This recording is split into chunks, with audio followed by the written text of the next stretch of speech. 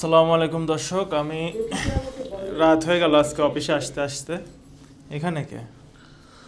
আরে ইরফান, হ্যাঁ তুমি আমার ডেস্কে বসছো নাকি? হ্যাঁ হ্যাঁ তো ও, কাজ করতেছিলাম আর কি। ও কি করতেছো? যে আমার চ্যানেলের কি দেখি অবস্থা তাই দেখছি। তোমার চ্যানেলও আছে নাকি? হ্যাঁ আমার একটা চ্যানেল করছি, উঠানোর চেষ্টা করছি আর কি। ও কি কি কি কি বিষয়ে কন্টেন্ট ছাড়ো? এই যে বিভিন্ন প্রকৃতির বিষয়ে যে চিত্ত মিডিয়া আছে না, চিত্ত মিডিয়ার মতো আর কি। ও আচ্ছা, সিদ্ধ মিডিয়া বলতে যে এখন রিসেন্ট যে ভাইরাল জি, জি, জি। জুয়েল রানা ভাই, তাই তো? জুয়েলটা নাম। হ্যাঁ, কিছুদিন আগে দেখলাম আর যে কিবরিয়া শোতে, জি, এবং জি, তার কিছুদিন আগে দেখলাম তাকে নিয়ে অনেক ফেসবুকে লেখালেখি হচ্ছে আর কি, না? জি। তো তোমার চ্যানেলটা একটু দেখাও, আমার দর্শক একটু দেখুক। এই যে এটা হচ্ছে আমার চ্যানেল, আচ্ছা নাম আচ্ছা। ইরফান আহমেদ। আচ্ছা। বিভিন্ন প্রকৃতি নিয়ে ভিডিও ছাড়া হয়। এই বিশাল মাঠটা দেখে মনে হয় জীবনটা বোধহয় এমন, কখনো রোদ, কখনো বৃষ্টি, কখনো ছায়া, আবার কখনো সবুজে ঘেরা, আবার এখন তো দেখছি হলুদেও ঘেরা।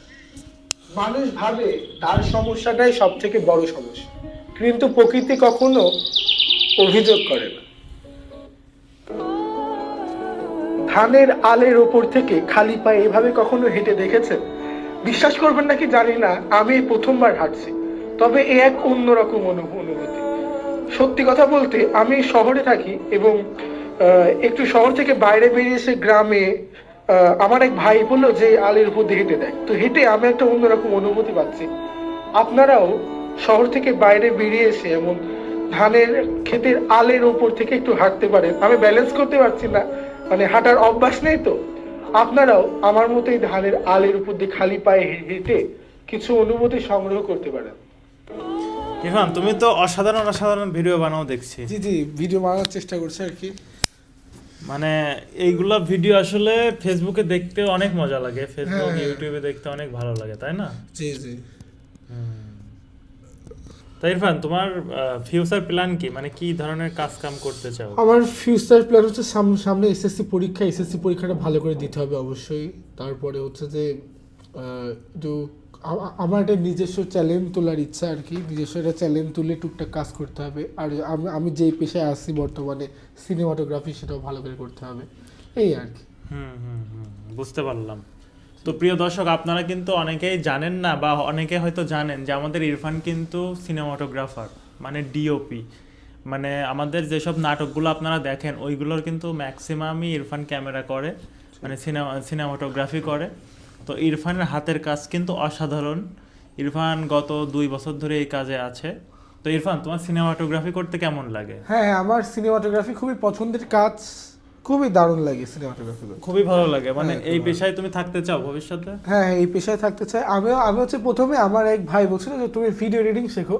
তো আমি দেখলাম যে ভিডিও এডিটিংটা আমার পক্ষে পসিবল না আর কি। ভিডিও এডিটিংটা মানে আমার কাছে টাফ মনে হয়। ওখানে শারীরিক পরিশ্রম না হলেও মানে আমার মানে এক ধাই বসে থাকা আমার দ্বারা সম্ভব না। এবং সিনেমাটোগ্রাফিতে একটু শারীরিক পরিশ্রম হলেও এই কাজটা আমার খুবই ভাল লাগে আর কি। মানে ক্রিয়েটিভিটি কাটানোর অনেক সুযোগ রয়েছে, ভিডিও এডিটিংও রয়েছে, তবে আমার সিনেমাটোগ্রাফিটা অনেক ভালো লাগে আর কি। মানে এডিটিংটা তো তোমার এক জায়গায় বসে থেকে মানসিক প্রেশারটা পড়ে বেশি, হ্যাঁ, মানসিক কিন্তু সিনেমাটোগ্রাফির ক্ষেত্রে তোমার ফিজিক্যাল পরিশ্রমও হয়, মেন্টালি পরিশ্রমও হয়, জি, জি। এবং নড়াচড়া বিভিন্ন জায়গায় যাওয়া হয়। এই হ্যাঁ, জন্য হ্যাঁ। মূলত মানে ভালো লাগার জি, জি, জি। বিষয়টা জি, জি। এই করে, না?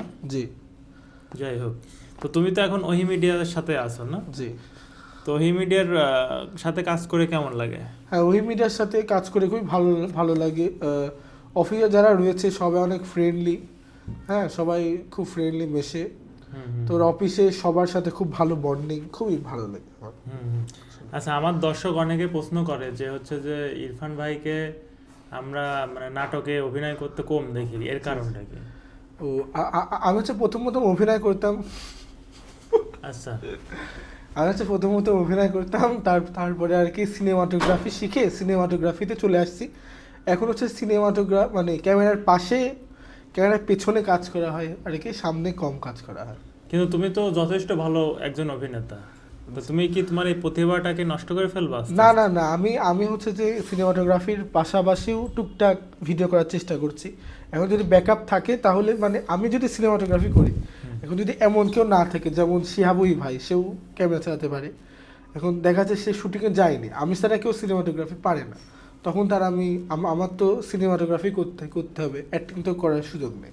সেই ক্ষেত্রে যে যখন সুযোগ হচ্ছে তখন আমি করার চেষ্টা করছি আর কি। যে রিসেন্টলি আমার একটা নাটক বেরিয়েছে শিহাব ওই ভাইয়ের পেজে, নাম হচ্ছে কি মানে প্রতিবন্ধী ভাই। তো ওইটার তো কমেন্ট বক্সে গিয়ে দেখলাম অনেকেই তোমার কাছে অনেক প্রশংসা করছে। জি ধন্যবাদ। তোমার অভিনয়ের অনেক প্রশংসা করে অনেকেই। আমি হচ্ছে যে ভালো করে অভিনয় করার ট্রাই করছি আর কি। ও আচ্ছা আচ্ছা আচ্ছা।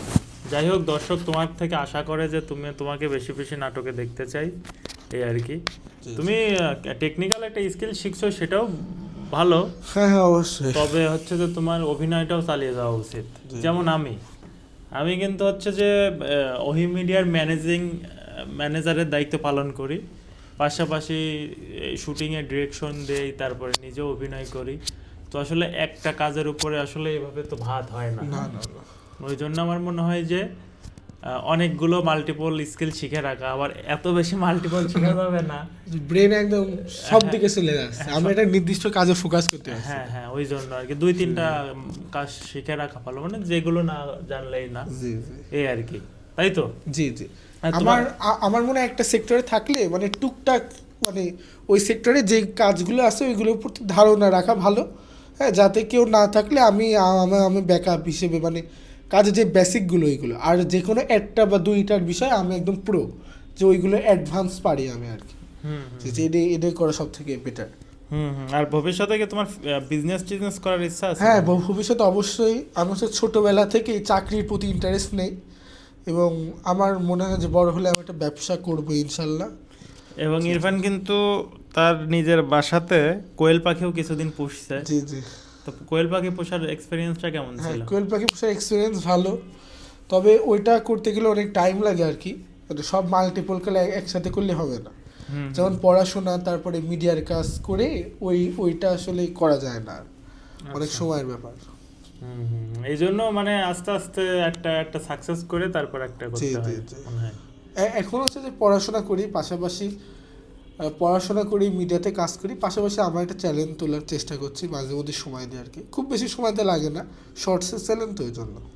তোমার চ্যানেলটার কথা আরেকবার বলে দাও দর্শককে। আমার চ্যানেলের নাম হচ্ছে ইরফান আহমেদ দেখান। আমার চ্যানেলের নাম হচ্ছে ইরফান আহমেদ। আচ্ছা, যে টুকটাক করে ওঠানোর চেষ্টা করছি।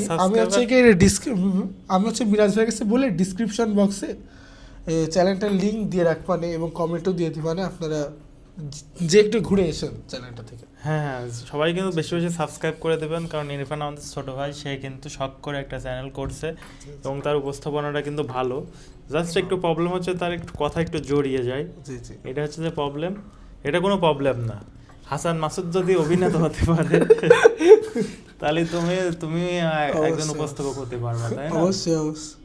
নিজের উপর কনফিডেন্স রাখতে হবে সবসময়, জি জি, নাকি? জি অবশ্যই।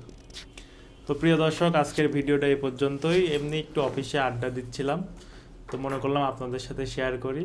তো আমাদের পরবর্তী নাটক দেখার আমন্ত্রণ রইল ইসলামিক ওহি ইউটিউব চ্যানেল এবং Jhenaidah film YouTube channel, Jhenaidah film 2.0 YouTube চ্যানেলে, এবং শিহাব ওহি ফেসবুক পেজে আমাদের রিসেন্টলি একটা নাটক আপলোড হয়েছে বেকারত্ব নিয়ে। নাটকটা খুবই সুন্দর, স্মুথ একটা মেসেজ। তো ভিডিওটি দেখে আসবেন এবং কমেন্ট করবেন। তো পরবর্তী ভিডিওর জন্য অপেক্ষায় থাকবেন এই আশা ব্যক্ত করে এই ভিডিওটি এখানে শেষ করছি। আসসালামু আলাইকুম।